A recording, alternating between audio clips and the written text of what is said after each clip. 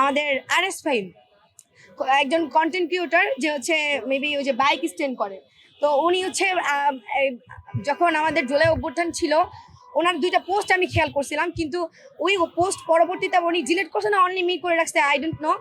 পরে উনি ওনার একটা ভয়েস রেকর্ড ভাইরাল হয় যে উনি বলতেছে যে ফায়ারিং নিয়ে এটা মজার তাচ্ছিল তুচ্ছিল করে একটা কথা বলতেছে, এমনকি ওকে ফায়ার করার ভিডিও দেখা গেছে।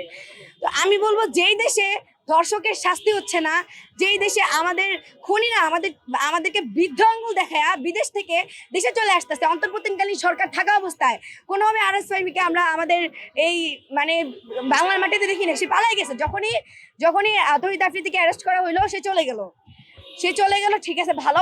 আবার যখন ডক্টর ইউনূস চলে গেলেন, আমাদের অন্তর্বর্তীকালীন সরকার চলে গেল, যখন আমাদের নতুন সরকার গঠন হলো, সেই সরকারকে না সরি আমাদেরকে মানে ও এখানে ক্যাপশন দিতে পারতেছিল না, জুলাই যোদ্ধাদেরকে বৃদ্ধ আঙ্গুল দেখায় আমি দেশে প্রবেশ করলাম।